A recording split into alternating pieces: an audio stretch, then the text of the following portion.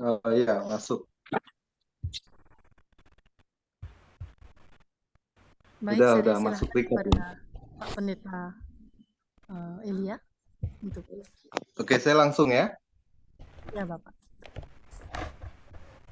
Gimana? Bisa langsung? Langsung Pak, sudah direkam. Oke. Ya. Selamat malam semuanya. Terima kasih buat kesempatan malam hari ini bisa kembali berbagi di Osaka setelah ya buat saya sebuah kehilangan besar dengan ya perginya Pak Shinto cukup mengejutkan juga. Tetapi saya percaya keluarga di Osaka ini, di FBF ini, jadi semakin kuat satu dengan yang lain, saling menguatkan dan terus menjadi satu persekutuan yang luar biasa. Karena ini barusan tadi sebentar ngobrol dengan dua Ibu Sri yang dari Makassar gitu, baru ketemu, saya baru bercakap-cakap dan saya pikir kok berkembang terus gitu kan kelompok komunitas ini. Jadi ini sesuatu yang luar biasa. Nah, malam hari ini saya mau sharing sedikit tentang, saya kasih judul kekristenan yang normal. Nah, waktu saya nulis judul ini, ketik anak saya si Cindy, cewek ini langsung tanya, kalau ada kekristenan yang normal berarti ada kekristenan yang nggak normal ya, Bi? Wah, ini yang mengubahkan seluruh topik pembicaraan saya. Sudah saya susun baik-baik di otak. Saya juga berpikir, iya ya, benar. Kalau ada kekristenan yang normal, artinya ada kekristenan yang abnormal. Dan memang selama ini upaya kita dalam banyak hal dalam kekristenan itu seakan-akan menarik orang-orang ke sebuah jalur yang Kristen itu semestinya kayak gini. Kristen itu jalannya kayak gini. Menghidupi kekristenan itu kayak gini. Dan itu upaya yang terus-menerus kita buat, baik itu kita secara pribadi ataupun mungkin kalau kita diberi kesempatan untuk melayani orang-orang di sekitar kita. Kita mendorong orang lain, menarik orang lain, mendesak orang lain untuk menjalani sebuah kekristenan, sebuah kehidupan kekristenan yang kita katakan normal. Nah, itu bisa jadi menurut kita, bisa jadi subjektif, bisa jadi menurut tafsiran kita, menurut keyakinan kita, menurut alur-alur yang selama ini menjadi latar belakang yang kita anggap itu sebuah perjalanan kekristenan yang normal. Maksud saya gini, saya tumbuh besar di gereja yang berpindah-pindah. Sekolah minggu saya di gereja Bethel Tabernacle. Lalu sempat sampai umur, ya saya masuk SMA sampai SMP. Saya SMP, gereja saya itu pecah dan kemudian pendetanya bikin gereja sendiri yang beraliran Nasaren. Saya nggak tahu aliran-aliran itu, yang penting saya ke gereja. Saya ikut kegiatannya waktu muda, bahkan sempat dijadikan ketua remaja, tetapi saya nggak ngerti tentang gereja kekristenan, itu nggak ngerti. Yang penting main ke gereja punya teman gitu, teman segereja gitu. Cuma saya tidak paham sama sekali tentang kekristenan. Saya hanya menjalani karena kebetulan keluarga saya Kristen dan saya didorong untuk ke gereja gitu. Setelah agak gede, males ke gereja, SMA, saya masuk di sebuah sekolah, dan sekolah itu berafiliasi dengan gereja. Dan gerejanya kebetulan gereja beraliran Protestan, GKI. Nah, di situ tenang, teduh, dan berbeda sedikit dengan gereja-gereja saya sebelumnya, yang pakai alat musik dan segala macam. Tapi saya santai-santai aja, karena tujuan saya ke gereja bukanlah beribadah atau apa, saya hanya punya teman aja di sana, punya teman. Ya syukur-syukur dapat pacar gitu. Jadi main gitu aja. Itu buat saya normal gitu. Buat saya normal karena ya gitulah gitu kan. Segala macam hal-hal yang berbau-bau kekristenan ya sekedar ya itu kan urusannya lain lah dengan urusan saya. Sampai satu titik saya masuk kuliah. Ketika saya kuliah di Salatiga ini, di kampus di Salatiga, di situ saya diajak untuk kebetulan saya di situ dipilih jadi ketua fakultas gitu, ketua kelas untuk satu fakultas. Jadi saya dapat pengumuman gitu, pengumumannya yang Kristen nanti kumpul, yang fakultas-fakultas ketuanya kumpul di Kapel. Nah, hari yang ditentukan untuk kumpul di Kapel itu membuat saya pusing 7 keliling karena saya tidak tahu di mana letaknya Kapel di kampus saya sendiri.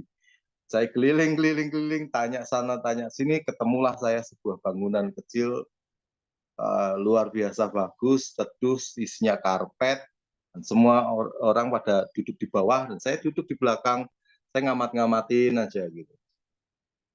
Tiba-tiba berdiri seorang yang berusia nggak jauh beda dengan saya, dan dia menyampaikan firman Tuhan. Saya cukup kaget karena sepanjang perjalanan saya jadi orang Kristen, yang khotbah itu rata-rata tua-tua. Dan itu membosankan sekali khotbahnya. Nggak menyenangkan dan nggak membuat saya tertarik dengan kekristenan. Saya sekedar menjadi orang Kristen. Nah itu membuat hal yang berbeda pada saat itu. Bisa ya anak muda itu khotbah kayak gini. Dan kebetulan khotbahnya bagus gitu. Khotbahnya tentang, sampai sekarang saya masih ingat, Ibrani 11 ayat 39 dan 40. Dia sharing soal itu, soal megang tongkat estafet dari hati Tuhan untuk kegerakan, terus kayak gitu-gitu. Wih, ini lain gitu kan. Saya bilang ini lain, ini orang-orang Kristen yang lain.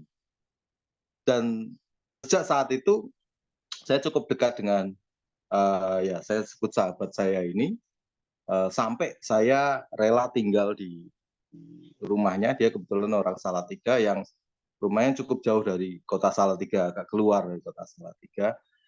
Tinggal beberapa hari di rumahnya, kemudian lihat kehidupan sehari-harinya, bukan orang yang punya, terus kemudian juga ya serba terbatas lah hidupnya. Tetapi saya menikmati sebuah sensasi kehidupan yang berbeda. Hampir-hampir saya melupakan kuliah saya sudah nggak lagi tertarik dengan materi-materi atau pelajaran kuliah. Jam kuliah saya banyak yang saya tinggalkan, saya ngikut dia kemanapun dia pergi untuk pelayanan. Dan itu keren. Kami jalan di kota Salatiga berdua, ujung ke ujung, dari satu kelompok ke kelompok, dan itu anak-anak muda semuanya. Anak-anak muda, bahkan anak-anak sekolah minggu. Dan saya menemukan sebuah dunia yang baru dan menarik sekali buat saya. Sampai saya satu titik sadar bahwa Desember 1995 saya dibaptiskan. Dan saya tahu hidup saya benar-benar berubah, berbeda dari apa yang saya pikir tentang kekristenan sebelumnya. Dan perjalanan berlanjut, saya bisa terlibat lebih jauh di dalam dunia pelayanan. Dan puji Tuhan, ya karena rasa ingin tahu saya itu cukup besar, saya tidak terlalu suka dengan tinggal di hanya Salatiga gitu. Ketemu dengan teman-teman di Jogja, ketemu dengan teman-teman, dan saya bisa keliling di seluruh Indonesia. Cukup banyak tempat yang saya boleh kunjungi, itu ya karena dari satu teman ke teman, dari teman ke teman gitu. Dan itu itu buat saya sangat sangat sangat menarik, sampai saya juga disadarkan bahwa yo apa kayak gini terus hidup saya.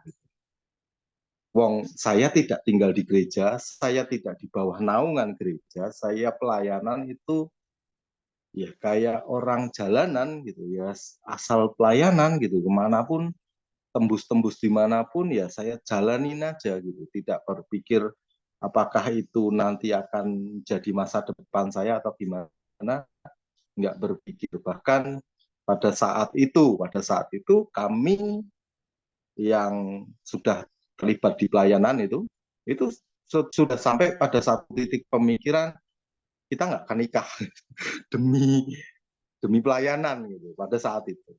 Nah, saya pikir juga dalam perjalanan saya menjalani kekristenan saya, itulah kekristenan yang normal, itulah kekristenan yang semestinya harus dijalani. Ya, pelayanan, aktif, menjangkau jiwa, hidup untuk Tuhan, radikal untuk Tuhan. Saya pernah terjebak di Kupang 3 bulan lamanya. Gara-gara apa? Gara-gara saya cuma punya ongkos berangkat. Jadi ongkos berangkat itu pun dari adik saya yang baru, gini ceritanya, adik saya ini baru kerja. Lalu dia bilang gini, Fer, dia panggil saya kan langsung, Fer, aku barusan dapat kerja, nah aku mau bagi sama kamu duitnya. Dia nggak sebut itu perpuluhan atau sebentar, dia cuma main, aku mau bagi sama kamu karena kamu saat ini kan lagi pelayanan nih, tak kasih duit gitu. Nah, saya pegang duit waktu itu 350.000, buat saya gede banget. Nah, saya bilang, wah ini untuk apa ini? Pasti ya, waktu itu kan sangat-sangat apa ya, rohani sekali. Saya bilang, wah ini duit ini pasti Tuhan punya maksud ini gitu. Saya cari apa maksud Tuhan. Tiba-tiba saya masuk di kelompok teman-teman dari Kupang yang mereka berencana untuk balik ke Kupang. Jadi mereka sedang berdoa, sedang menggalang misi, sedang menggalang dana gitu-gitu, pokoknya untuk mereka pulang. Wah, saya bilang, wah, ke Kupang Timur, Sabu, Rote, wah oke gitu. Saya nggak tahu itu di mana gitu, pokoknya oke gitu, berangkat gitu. Nah, saya punya duit 350, katanya cukup untuk tiket kapal, sudah berangkat. Pulangnya saya nggak tahu. Dan saya berangkat naik kapal di sana, jegrek, sudah nggak tahu kapan pulang, nggak tahu gimana pulang karena memang nggak punya tiket gitu. Jadi ya sudah, saya mangrove aja di Kupang, terus boleh keliling-keliling di kota Kupang yang indah, sampai ke Soe, sampai ke Keval, sampai ke Polen, sampai ke Oenlasi, wah semacam-macam, asik, asik pokoknya. Dan itu pengalaman yang luar biasa. Pertama kali saya menginjakkan kaki di Soe, saya bilang di tempat inilah Tuhan pernah menginjakkan kaki itu. Hati saya kayak meledak gitu kan. Karena saya baca baca bukunya apa yang menulis itu, yang berkata bahwa Tuhan pernah melawat kota Soe tahun tahun 60-an, kalau nggak 60 70-an, dan itu saya bilang, wah Tuhan, Tuhan pernah di sini gitu. Itu rasanya gitu. Nah, saya juga kebayang gitu. Apalagi kalau ke Israel ya gitu. Wah, bisa bisa meledak jantung saya. Ya ya itu sampai kapasitas itu saya nikmati, dan ya saya menjalani, dan saya pikir itulah kekristenan yang normal yang saya pikir sebagai perjalanan hidup seorang Kristen ya kayak gitu. Sebagai uh, apa ya, gaya hidup kekristenan ya kayak gitu. Gitu. Terus saya belajar terus, dan Tuhan bukakan banyak hal dalam perjalanan kehidupan saya sampai saya bisa berbicara malam hari ini, dan saya ngobrol-ngobrol sama anak saya juga, tanya Kristen yang normal tuh yang gimana, terus dia jawab yang nggak normal yang gimana, Pi. Malah ditanya, malah tanya balik, jadi membuat pergumulan saya bertambah-tambah. Nah, saya lemparkan pertanyaan ini mungkin sama Bapak Ibu. Apa yang pertama kali terlintas di pikiran kita ketika mendengar kata kekristenan? Saya percaya yang muncul pertama, ya mungkin ya, beda-beda bisa. Tapi yang muncul pertama adalah gereja atau bangunan gereja. Terus kemudian muncul kata kekristenan itu terkait sama peninggalan-peninggalan arsitektur, seni, atau muncul kata agama Kristen. Ada yang lebih jauh berkata tentang kekristenan itu doktrin, itu ajaran, itu teologi, atau mungkin ngomong kekristenan itu orang Kristen. Ya, semua yang muncul di pikiran-pikiran kita memang itu dipengaruhi sama pembelajaran yang selama ini kita kita terima dan kita hidupi sekeliling kita, bahkan mungkin kalau boleh dibilang itu tanpa sadar. Makanya ketika kita tanya atau kita tanya sama diri kita atau kita ditanya kekristenan itu apa, itu jawabannya variabelnya banyak sekali, macamnya banyak sekali, bergantung dari uh, pengalaman kita sama pengetahuan yang kita jalani. Sama seperti saya pikir kekristenan ya yang saya tadi sudah ceritakan, dengan semua hal yang terjadi itulah kekristenan. Jadi semua aktivitas yang saya pikir itulah arti kekristenan buat saya. Gitu. Mungkin berbeda dengan Bapak Ibu, tetapi sekali lagi kita bisa mendefinisikan kekristenan dengan cara kita atau latar belakang kita atau dengan banyak hal yang kita tahu tentang kekristenan. Nah, hal yang paling uh, bisa kita sepakati kalau kita bicara tentang kekristenan, kita tidak akan bisa mengelak bahwa kekristenan itu berpusat kepada Kristus atau kepada Yesus. Nah, masalahnya, kalau itu yang menjadi dasar kekristenan, kita menemukan kekristenan yang mungkin labelnya Kristen, yang harusnya adalah Kristus, yang harusnya adalah Yesus. Tetapi dalam perjalanan mereka menjalani kekristenannya, itu variabelnya jauh lebih banyak. Kalau saya bilang gini, kekristenannya lebih peduli soal aksesoris-aksesoris dalam kehidupan beragamanya. Jadi mereka lebih peduli tentang harus pakai apa ke gereja, nyanyinya seperti apa, duduknya bagaimana, di gereja pakai alat musik atau tidak, liturginya seperti apa, terus kemudian urut-urutannya bagaimana, terus ya banyak hal yang notabene, yang nyata-nyata lebih sibuk memikirkan hal itu ketimbang memikirkan tentang Kristusnya. Jadi coba aja tes. Saya pernah dengan teman-teman mahasiswa saya bilang gini. Kalau kalian pengen tahu apakah gereja itu berpusat pada Kristus atau berpusat kepada kegiatannya, coba aja tes. Dibalik aja itu liturgi. Seberapa banyak mereka yang protes. Contohnya, liturgi kan biasa nyanyi 1, 2, 3, 4 gitu kan. Terus kemudian mungkin ada yang persembahan, ada yang persembahannya belakangan, khotbah dulu baru belakangan, persembahan, doa syafaat dan yang lain. Coba dibalik. Balik khotbah dulu di awal. Jadi begitu pertama-tama ketemu, halo selamat pagi Bapak Ibu Saudara, mari sama-sama Bapak Ibu Saudara menyambut hari ini, hari Minggu ini, hari yang luar biasa ini, buka Alkitab kita. Khotbah duluan. Apa yang akan terjadi? Gelisah, bingung, protes, atau bahkan mungkin pendetanya dipecat. Nah, itu yang bisa kita buktikan bahwa ternyata kekristenan kita lebih banyak berfokus bukan ke Kristusnya, tetapi kepada aksesoris-aksesorisnya. Bapak Ibu bisa bayangkan nggak? pada masa Kisah Para Rasul, di sana apa saja yang tidak ada pada gereja hari ini, tetapi yang menjadikan Kisah Para Rasul itu menjadi hal yang fenomenal di kota Yerusalem. Jadi kalau hari ini kita kasih pembanding ya. Di Yerusalem pada waktu jemaat mula-mula itu tidak ada gedung gereja. Tapi jemaatnya lebih daripada 3.000, bahkan hampir seluruh kota mendengar tentang Kristus.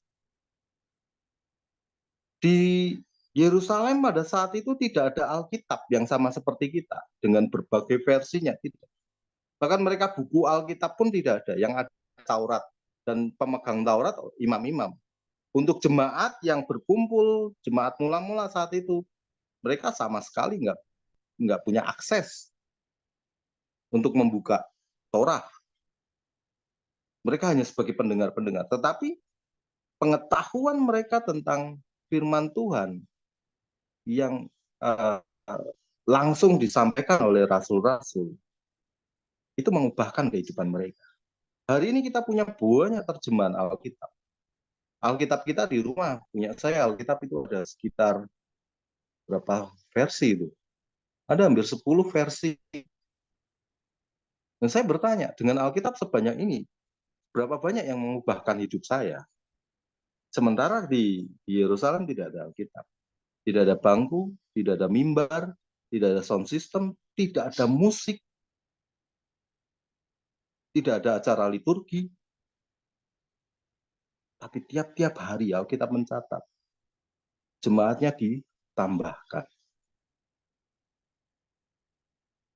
Tiap-tiap hari mereka berbagi hidup. Tiap-tiap hari mereka memecah roti. Tiap-tiap hari orang-orang mengalami perubahan demi perubahan. Karena perubahannya jelas gitu, kelihatan. Sukacitanya itu nggak dibuat-buat. Bukan sukacita yang sama selama ini kita dengar ada sukacita tepuk tangan, ada sukacita kasih salam kiri kanan. Itu semua dibuat-buat Bapak Ibu. Jujur aja. Kalau kita ke gedung gereja, salam senyum kiri kanan sebelah saya nggak kenal saya. Tapi ya itu wajah kekristenan kita. Yang kita anggap itu normal. Tetapi buat saya, kalau saya mau membandingkan dengan Alkitab, itu abnormal. Dan kita justru lebih sibuk di abnormalnya ketimbang sisi normalnya. Jadi berpusat kepada Kristus itu hampir-hampir sulit kita temui di gereja. Lihat aja di mimbar-mimbar kita ketemu motivasi, ketemu kesaksian demi kesaksian. Bahkan hari ini dengan mimbar terbuka, sosial media, kita ketemu yang aneh-aneh. Kemarin di Facebook saya ada seorang anak muda, hamba Tuhan, khotbah katanya langitnya terbuka dan turunlah itu Indomie. Sebagai pewahyuan. Gitu. Langit terbuka tahun 90 turunlah Indomie. Kayak gini Kristenan kita. Nggak lama ada itu ibadah di kota Surabaya, orang hamba Tuhan dari Palembang datang ke Surabaya, khotbah dia katanya apa bisa menangkap batu dari surga. Jadi ada atraksi seseorang ditutupi dengan kain lalu nangkap sesuatu di langit, tiba-tiba yang muncul itu batu. Kayak gini ini bukan kekristenan Bapak Ibu. Sekalipun mereka menggunakan kata Tuhan Yesus, sekalipun mereka berkata gereja, sekalipun mereka berkata Tuhan, ini bukan kekristenan. Dan kita nggak bisa memaafkan hal-hal yang seperti ini. Kenapa? Karena mimbar dipakai buat main-main. Dan itu sangat menyedihkan untuk orang-orang yang mengaminkan bahkan berkata, ya biar saja nanti Tuhan saja yang akan menghakimi. No, no, no, no. Alkitab mengajarkan kita untuk menguji segala sesuatu. Dan Alkitab cukup tegas berkata, untuk orang-orang yang menyesatkan anak-anak kecil, lebih baik ditaruh batu kilangan di lehernya dan dibuang ke laut. Itu Yesus sendiri yang ngomong. Tetapi selama ini kita kompromi. Kenapa kita bisa kompromi? Kenapa kita bisa menganggap hal-hal kayak gitu wajar? Karena kita nggak ketemu yang aslinya kekristenan. Dan kita nggak menghidupi yang aslinya kekristenan. Kita selama ini terjebak dengan kekristenan versi-versi kita. Tidak ke hal yang sebenarnya sebagai nilai-nilai kekristenan. Pertama kali murid-murid Yesus dipanggil Kristen di kota Antioquia, di Kisah Rasul 11, Kisah Rasul 11 ayat berapa itu? Ayat 20. Ya, Kisah Rasul 11 lah. Kisah Rasul 11 ketika pertama kali murid-murid Yesus dipanggil Kristen. Itu bukan panggilan yang bagus buat kita sekarang.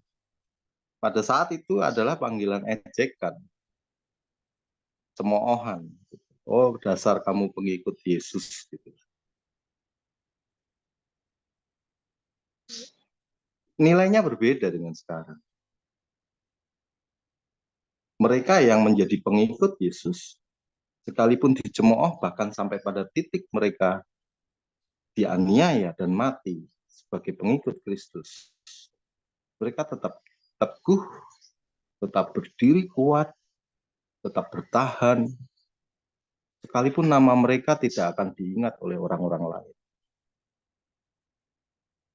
Mereka tetap menjadi orang yang mengaku sebagai orang yang percaya kepada Yesus.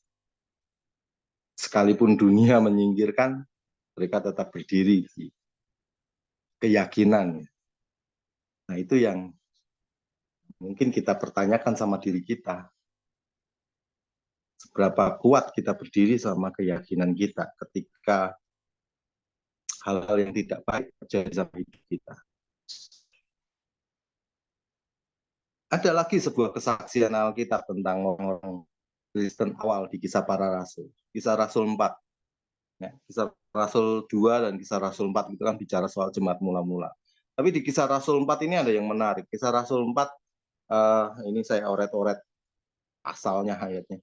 Waktu itu orang-orang itu kan ketemu dengan orang-orang Kristen di sekelilingnya. Sampai muncullah ini si rasul-rasul ini. Dan rasul-rasul yang dominan pada saat itu Petrus dan Yohanes. Sampai Petrus dan Yohanes ini saking dianggap meresahkannya dibawa ke mahkamah agama. Ya, siap-siap untuk diadili lah. Nah, waktu di mahkamah agama di sekeliling kondisi yang sangat sangat menakutkan lah, tekanan dan segala macam. Orang-orang pada saat itu melihat sesuatu yang berbeda sama si Petrus dan Yohanes. Saya kebetulan catat Kisah Rasul 4 ayat yang ke-13. Sekarang ketika mereka melihat keberanian Petrus dan Yohanes dan berpikir bahwa mereka adalah orang-orang yang tidak terpelajar dan tidak terlatih, mereka terkagum. Artinya ada sebuah kapasitas baru yang orang lain nggak pernah sangka-sangka. Oh, ini orang yang nggak belajar. Wajar saja, mereka kan nelayan-nelayan, dianggap kasta terendah. Terus, oh mereka ini nggak terlatih, siapa lagi yang mau melatih kasta-kasta terendah itu, ya kan? Hidup aja udah syukur lah di pola budaya di sana itu, ya sudahlah. Tetapi mereka menjadi terkagum-kagum dalam bahasa lain itu gini. Mereka terkejut, tidak disangka-sangka orang yang seperti ini punya pengetahuan yang hebat tentang Tuhan. Dan itu melebihi imam-imam yang ada pada saat itu. Dan mereka menyadari bahwa mereka telah bersama dengan Yesus. Nah, kembali ke mimbar bebas sosial media. Saya cukup cukup terkagum-kagum dengan banyak hal yang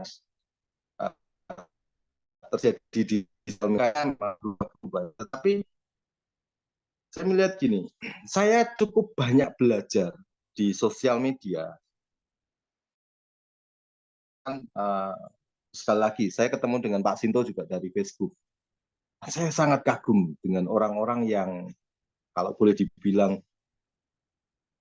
tidak terlatih secara akademis gitu kan, secara sekolah teologianya tidak, terus tidak terpelajar secara ukuran teologia gitu ya, yang tadi gitu.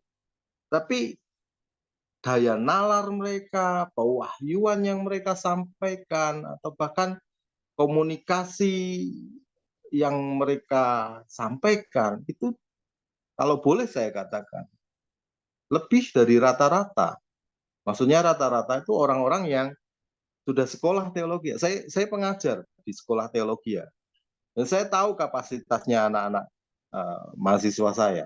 Sampai saya bilang sama mereka, aduh kalian ini masuk sekolah teologi tapi kok kayak gini sih, gitu loh. Hermeneutik aja nggak tahu, homiletik aja cengengesan, nulis makalah aja nggak bisa, eksposisi juga nggak bisa. Padahal mereka yang notabene sudah katakanlah setahun 2 tahun lah di sekolah teologi ya, tetapi kapasitas teologi mereka tidak menunjukkan kalau mereka itu sekolah. Gitu. Ya entah itu bisa jadi unsur dari sekolahnya, bisa juga jadi dari anaknya. Gitu. Tetapi dari berbagai sekolah teologi yang kebetulan saya dipercaya untuk berinteraksi, saya menyadari rata-rata ya kalah dengan teman-teman yang ada di sosial media. Ya mungkin kayak mereka main copy paste atau dengerin khotbah-khotbah atau entah gimana lah, saya nggak tahu. Tetapi kapasitasnya itu berbeda dengan anak-anak yang sekolah. Harusnya, normalnya anak-anak yang sekolah, anak-anak yang belajar secara akademis, anak-anak yang tiap hari bukaannya Alkitab, itu harusnya lebih tahu, lebih clear, lebih jelas dengan Alkitab. Bukankah mereka disetting untuk diproduksi sebagai orang-orang yang memahami Alkitabnya? Tetapi kalau setengah perjalanan saja mereka belum memiliki kapasitas itu, apa jadinya ketika mereka lulus? Gitu loh. Apa jadinya ketika mereka nanti di lapangan?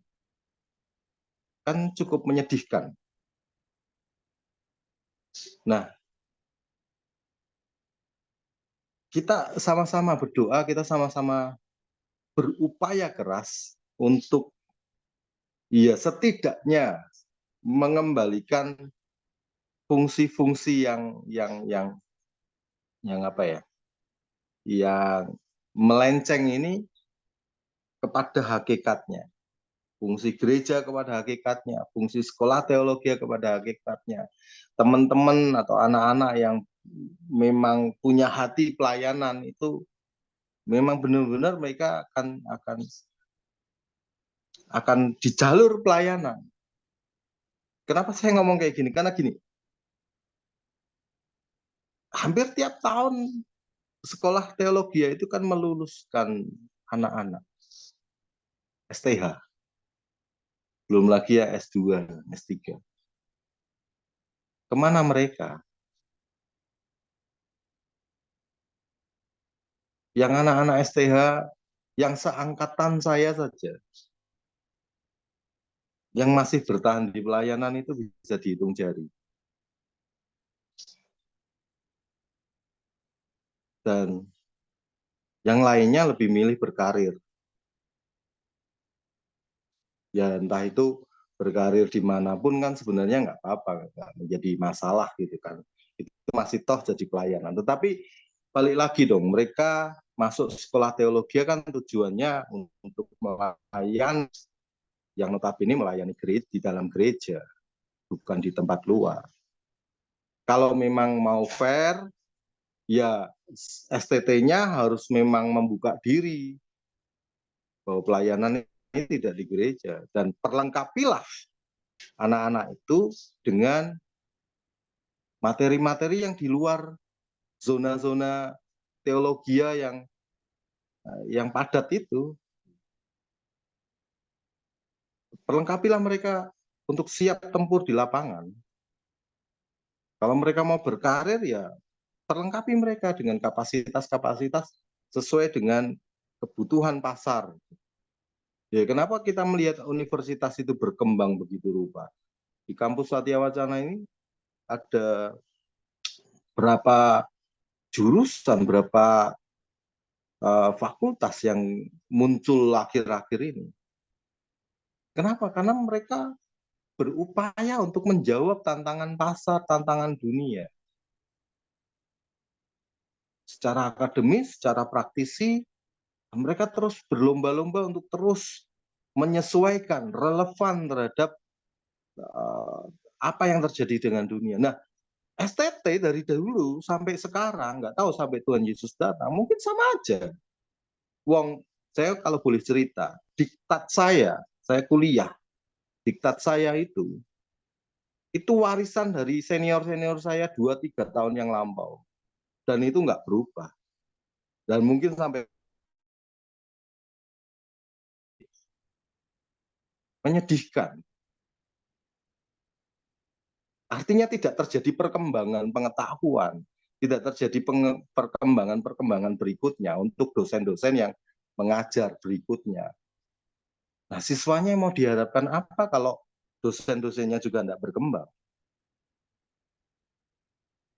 Dan rata-rata dosen itu berkarirnya dari lulus kuliah, tidak pernah di lapangan, kuliah lagi, S2, lalu ngajar gitu. Nah, real life-nya di gereja, ya ruang lingkupnya itu aja. Nah, mau normal bagaimana? Kita sudah salah jalur, salah fungsi di awal. Nah, kita tahu tadi bahwa kekristenan itu kalau pengertian secara umumnya adalah agama yang berpusatkan kepada Yesus. Tetapi sebenarnya kekristenan bukanlah agama yang secara intelektual berpegang pada satu set keyakinan tentang Kristus. Terus kita semua percaya gitu. Kekristenan adalah hubungan yang boleh dibilang hubungan yang didasari dari keyakinan, atau kita berhubungan dengan Tuhan oleh karena iman. Itu dasar kekristenan, bukan pengetahuannya, bukan satu set doktrin yang dipegang, itu tidak. Tetapi paling mendasar dalam kekristenan adalah hubungan dengan Tuhan oleh karena iman. Itu aja. Nah, di bagian ini saya jadi teringat gini. Dulu saya ketika sekolah misi di luar, kami itu punya project di India, itu kami dengan beberapa tim di India, kita punya project untuk 1 tahun. Nah, project kita akan mengumpulkan 5-10 orang, nanti cari donatur, yang mereka akan kita didik, istilahnya kayak sekolah Alkitab gitu, kita doktrin, dan setelah itu mereka akan dilepas. Jadi pokoknya persis sekolah Alkitab. Nah, waktu itu masih nego antara apakah ukurannya 1 tahun atau 6 bulan gitu. Nah, ternyata kalau sekolah Alkitab 3 bulan aja udah selesai gitu. 3 bulan aja udah selesai. Nah, udah gitu. Berdasarkan dengan donatur juga, akhirnya kami hanya sanggup 5 orang. Jadi 5 orang ini latar belakangnya bukan orang Kristen. Mereka menerima tawaran kami bukan sebagai apa ya, bukan karena kekristenannya tidak, tetapi mereka anggap itu sebuah pekerjaan. Jadi mereka datang belajar dan segala macam itu bukan karena apa, bukan karena Kristen atau bukan karena percaya Yesus, tidak. Jadi mereka berdoa, mereka baca Alkitab, mereka belajar menginjil, mereka belajar khotbah, mereka belajar mendoakan orang lain. Semua teknik-teknik pelayanan di dalam gereja kami ajarkan. Tapi ingat, mereka bukan orang Kristen. Dan pada waktunya kami utus 5 orang ini di lapangan. Nah, teman-teman dari yang asli India sana, mereka yang tahu daerah, mereka lepaskan. Kami balik lagi ke Singapura. Kami balik ke Singapura, terus kami hanya pantau saja. Kami pantau, kami dapat report, dapat foto. Apa yang terjadi Bapak Ibu, luar biasa sekali. Dari 5 orang ini, 1 orang itu pernah mengadakan KKR dengan jumlah yang ikut KKR itu hampir 200 atau 300 orang di satu desa. Bisa KKR. Terus dia bisa mendoakan dan menyembuhkan KKR itu. Ada 2 orang yang merintis jemaat. Jadi buka gereja di satu desa, di desa-desa gitu. Terus 1 orang gagal sih, 1 orang gagal. Nah, 1 orang lagi ini kalau nggak salah dia pergi ke apa ya, kayak jadi di pasar-pasar itu loh. Jadi mereka berkhotbah di pasar-pasar. Jadi kami dapat foto-fotonya. Nah, kalau menurut hasil mereka berhasil. Tapi ingat, mereka melakukannya karena kami bayar. Jadi tiap bulan mereka dibayar. Tiap bulan mereka dibayar sampai kontraknya itu selesai 1 tahun. Jadi kami ngumpulin dana, kontrak selesai, baik itu waktu training maupun waktu di lapangan selama 1 tahun. Habis selesai 1 tahun ya sudah bubar. Mereka bisa loh, tanpa mereka percaya Yesus, bisa ngerintis, bisa KKR, bisa nyembuhin orang. Keren sampai ampun ini. Kita aja kalau doain orang belum tentu bisa sembuh gitu kan. Tapi mereka begitu yakinnya dengan nama Yesus bisa menyembuhkan gitu. Dan mereka berhasil. Kitanya yang bertanya-tanya lah. Pertanyaannya yang normal nih siapa sekarang gitu kan? Kita atau mereka gitu. Nah, itu yang terjadi. Jadi kekristenan itu bukanlah satu set intelektual yang harus kita pegang. Kekristenan yang sebenarnya adalah hubungan yang terikat dengan Tuhan oleh karena iman. Tidak ada yang lain, hanya karena iman, hanya karena percaya. Bukan karena apa yang kita bisa lakukan, atau bukan karena apa yang kita lakukan untuk bisa berhubungan dengan Tuhan, tidak. Karena iman itu sendiri pun anugerah dari Tuhan. Tidak ada seorang datang kepada Bapa kecuali Bapa yang datang. Itu imannya orang Kristen. Jadi kalau hari ini kita menjadi orang percaya, orang Kristen, percayalah bahwa ini anugerah Tuhan yang Tuhan sudah taruh dalam hidup. Jadi Bapak Ibu, saya mau ekstrim kayak gini. Seorang ateis itu bisa saja memiliki doktor teologi, bisa saja dia melayani, bisa saja dia melakukan segala aktivitas kekristenannya yang kita tahu di dalam gereja dan apapun yang ada di dalam, bisa tanpa perlu percaya Yesus. Itu bisa dilakukan. Nah, sebagai kontrasnya. Nah, ini sama kita, sama diri kita, evaluasi sama diri kita. Kita yang mengaku percaya Yesus sebagai orang percaya, justru lebih banyak kita kehilangan fungsi kita sebagai orang percaya. Kita justru apa ya? Saya gambarkan gini, gereja itu sebagai jawaban.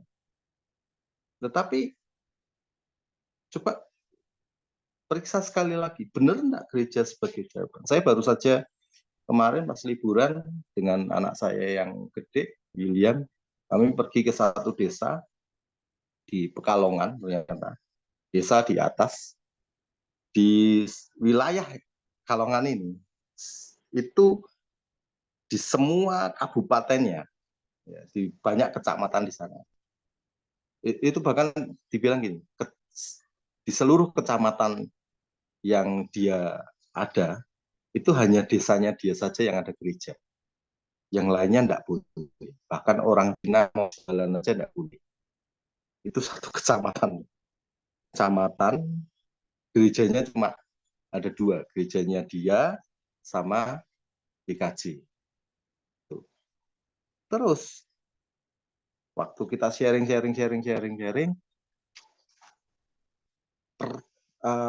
sampai pada sebuah titik uh, konklusinya gini. Kenapa gereja nggak bisa hadir di masyarakat yang lain? Karena gereja tidak jadi jawaban buat mereka.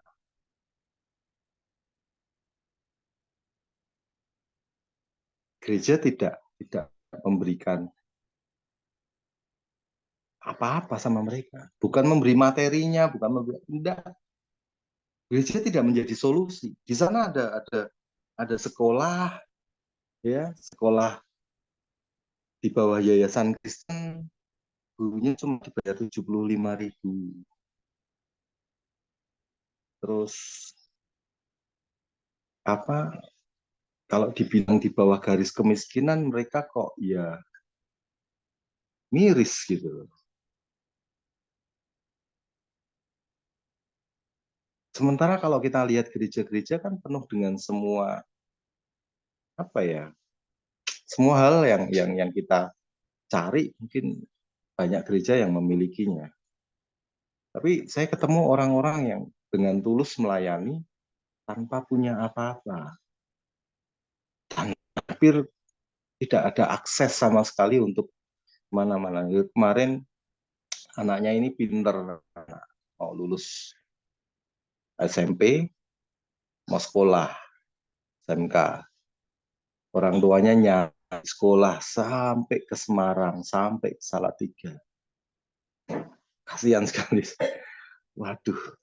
Nah, kebetulan ketemu, saya bilang, coba saya bantu ngobrol sama kepala sekolah yang kebetulan saya kenal. Saya telepon, hari ini puji Tuhan, anaknya bisa diterima, nanti tinggal tunggu hasil wawancara, dan semoga aja dapat beasiswa full.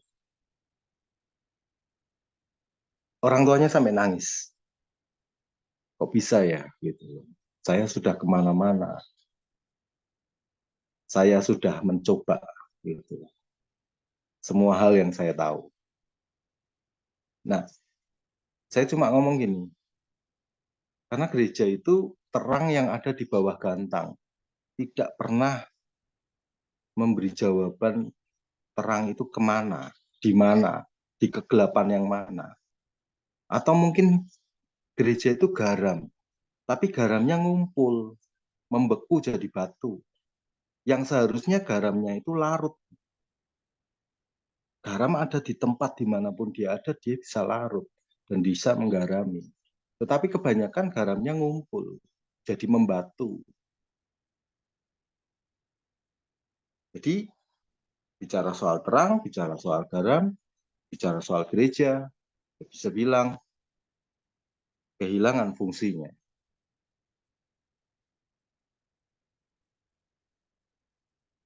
Kekristenan yang selama ini kita dengar itu kekristenan yang hanya berbanyak bicara soal surga. Atau mungkin sebaliknya, kekristenan yang bicara nakut-nakutin soal neraka. Padahal semestinya kalau bicara soal surga, begitu kita percaya sama Kristus, kita sudah terjamin. Ini nggak perlu ragu lagi, nggak perlu khawatir lagi tentang surga. Mestinya kekristenan itu juga bicara soal di bumi. Bapak Ibu tentu ingat doa yang diajarkan Yesus, doa Bapa kami. Bagian awalnya dia ngomong, jadilah kehendakmu di bumi seperti di surga. Atensinya Tuhan, perhatiannya Tuhan Yesus ketika berdoa pun bukan ayo berangkat ke surga, tidak. Perhatian dia di awal ketika dia berkata, kehendakmu Tuhan, kehendakmu Bapa jadi adalah menjadikan bumi ini seperti di surga. Itu PR-nya kita orang percaya. Itu tanggung jawabnya kita. Itu panggilannya kita. Nah, disinilah yang saya bilang kekristenan justru aneh. Kekristenan justru abnormal. Kenapa saya katakan aneh dan abnormal? Karena orang Kristen, ini seperti kata-kata Billy Graham.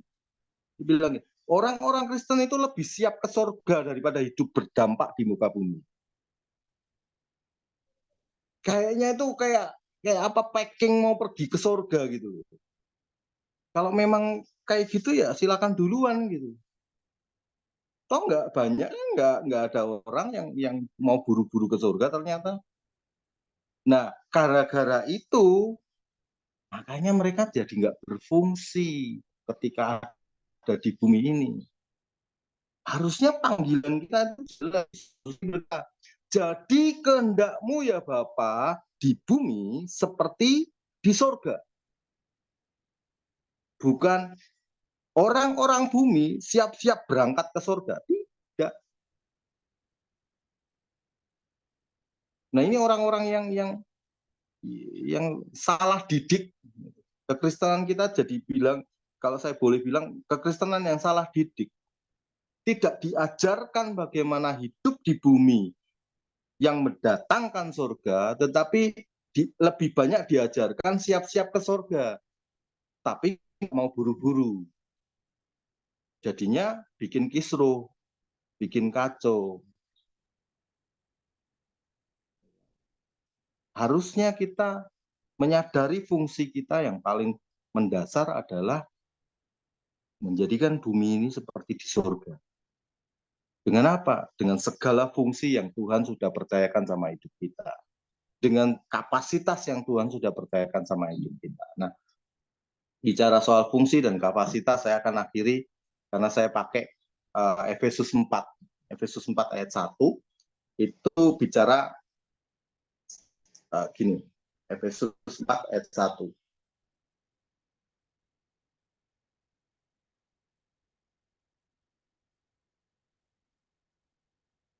Alkitab bilang ini, sebab itu aku menasihatkan kamu,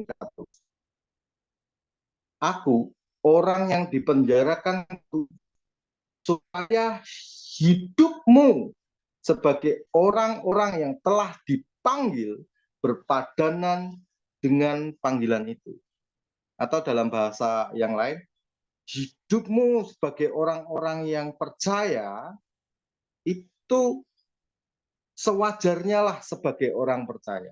Hidupmu sebagai orang Kristen, jadilah sewajarnya sebagai orang Kristen. Sesuai dengan panggilan itu.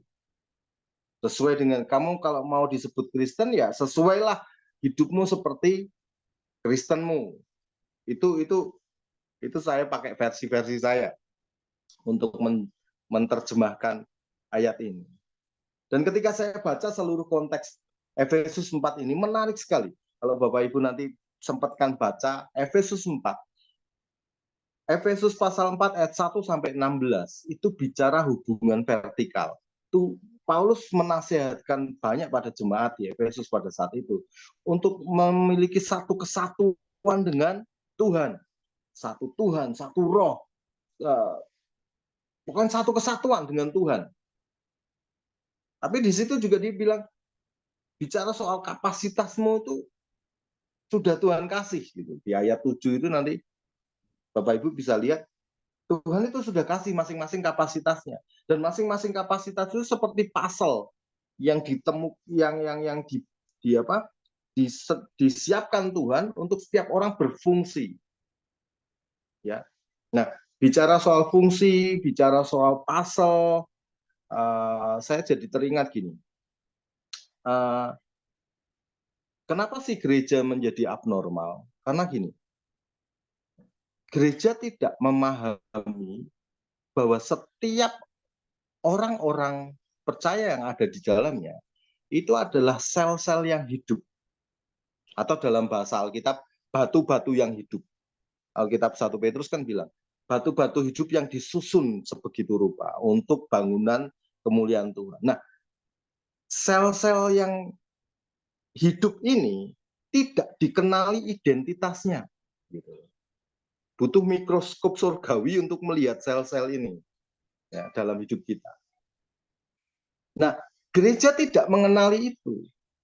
Saya kasih gambaran gini. Alkitab kan berkata bahwa kita ini tubuh Kristus. Katakanlah secara biologi tubuh lah. Tubuh itu kan terdiri dari berbagai macam sel. Ya, macam-macam sel. Nah, mungkin kita itu selnya sel jantung. Kalau sel jantung kumpul sama sel jantung, kumpul sama sel jantung jadi organ jantung. Ya. Dan jantungnya berfungsi. Kalau sel paru-paru kumpul sama paru-paru, kumpul sama paru-paru, kumpul sama paru-paru, jadi organ paru-paru dan berfungsi. Dan demikian juga dengan sel-sel yang lain. Ketika berkumpul dengan sel yang sejenis, menjadi organ, dan itulah bentuk tubuh.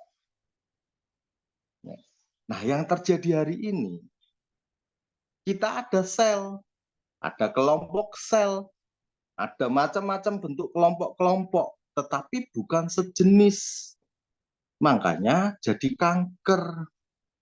Sel jantung kumpul sama sel paru-paru. Nggak nyambung. Manusianya, tubuhnya ini abnormal. Kita bukan Frankenstein, gitu. Bukan zombie. Ya, bukan hidup dicas sama listrik, tidak. Nah kan kita selama ini kekristenannya dicas sama musik, dicas sama khotbah, dicas sama apalagi persekutuan, dicas sama KKR, dicas sama ini.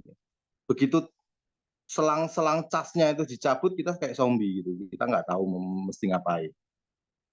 Dan udah gitu pun gereja tidak mengenali identitas dari sel-sel yang ada di dalam tubuhnya. Mereka hanya berkata inilah kawanan domba. No, bukan kawanan domba. Alkitab menjelaskan secara detail mereka adalah tubuh, anggota-anggota tubuh. Dan harus diketemukan mestinya supaya berfungsi. Jadi ketika kita menjadi tidak normal, kekristenan kita tidak normal, tidak berfungsi, ya karena kita nggak ketemu dengan sel jenis. Tidak belajar untuk mendeteksi saya ini jenis selnya apa, saya ini batu hidup seperti apa. Nah, bagaimana saya bisa menemukannya? Disinilah yang saya tadi katakan kalau Bapak Ibu mau baca secara detail Efesus 4. Ini luar biasa. Efesus 4 ayat 1 sampai 16 bicara soal kesatuan, ya kan? Tentang bagaimana kita menyatu dengan Kristus secara vertikal. Dan lihatlah, Efesus 4 ayat yang ke-17 sampai 32 itu bicara secara horizontal. Hubungan dengan sesama. Kamu yang dulunya kayak gini, jangan lagi kayak gini, kayak gini, kayak gini. Jadi hubungan horizontal. Nah, mengembangkan kapasitasnya seperti apa, menjadi satu kesatuannya seperti apa. Tuhan punya format yang luar biasa. Formatnya adalah Efesus 4 ayat 11. Dia bilang, Tuhan itu sudah nyiapin loh jawatan-jawatan. Orang-orang yang punya kapasitas yang akan mendidik kamu. Tujuannya supaya setiap orang itu beroleh kepenuhannya. Ayat 12 sampai ayat 16. Tapi kalau baca pelan-pelan Efesus 4 ayat 1 sampai 16. Wih, luar biasa sekali. Di situ Tuhan sudah lewat Paulus itu Tuhan sudah punya setting bagaimana yang selama ini kita kehilangan fungsi kenormalan kita sebagai orang Kristen. Di situ ada settingnya. Hari ini gereja kehilangan yang namanya pastoral, guru. Nabi pun jadi profesi. Rasul malah juga jadi profesi. Penginjil juga jadi profesi. Itu harusnya mereka ada 5 jawatan itu, melengkapi jemaat, melengkapi umat Tuhan, untuk mereka menemukan identitasnya, menemukan kapasitas sel hidup mereka itu di mana. Kalau jantung ya harusnya ketemu dengan jantung, bukan dengan yang lain. Sebab kalau jantung ketemu yang lain, dia jadi sel kanker. Terakhir, kalau kita lihat Efesus 4 ayat 1, tadi kan dikatakan hiduplah seturut dengan panggilannya. Terus apa sih artinya? Atau saya balik gini, saya akan nutup gini. Kekristenan yang normal itu sebenarnya seperti apa? Saya menggunakan istilah menghidupkan kebenaran yang ada dalam diri. Jadi inside out. Tuhan itu sudah mempercayakan kebenaran sama hidup kita. Bukan lagi kita berjuang untuk hidup benar, tidak. Tuhan sudah anugerahkan. Kamu tuh sudah identitasnya benar di hadapan Tuhan. Jadi hiduplah sebagai orang benar. Kamu tuh distempel sama Tuhan itu kudus. Kamu distempel sama Tuhan itu layak. Hiduplah selayaknya. Hiduplah kudus. Jadi bukan sekedar mengetahui saja kebenaran, tidak. Banyak dari kekristenan kita adalah kekristenan pengamat. Gitu. Ya, kayak pengamat bola gitu kan. Tapi bukan pemain bola. Hidupilah kebenaran itu. Hidupilah stempelnya Tuhan, meterainya Tuhan yang ada dalam diri. Itulah kekristenan yang normal. Berfungsilah dan jadikanlah targetnya bumi ini seperti di surga. Begitu. Itu yang bisa saya bagikan malam hari ini. Terima kasih buat waktunya. Terima kasih sudah rela mendengarkan celoteh saya. Tuhan memberkati Bapak Ibu. Saya kembalikan. Haleluya. Terima kasih, Tuhan Yesus memberkati. Makasih Pak Elia. Mohon Pak Elia memimpin doa. Setelah itu kita masuk diskusi. Oke, ya. Mari sama-sama kita berdoa, dan saya juga minta izin habis ini langsung saya off ya. Masih kerja. Anugerah Tuhan sungguh limpah. Kami bersyukur buat Bapak yang baik, yang selalu mengajarkan kepada kami kehidupan yang dari baik kepada lebih baik. Mengajarkan bahkan dari satu kemuliaan ke kemuliaan berikutnya. Bahkan Kau memberikan kepada kami anugerah demi anugerah untuk menjalani kehidupan kami. Kami percaya bahwa hidup kami tidak sendiri. Tangan-Mu sendiri yang membentuk kami. Tangan-Mu sendiri yang menuntun kami. Tangan-Mu sendiri Tuhan yang tidak pernah melepaskan kami untuk kami menjadi sebagaimana kami mestinya. Terima kasih untuk kehendak-Mu atas hidup kami. Terima kasih untuk panggilan-Mu atas hidup kami. Dan kami bersyukur di dalam nama Tuhan Yesus. Amin.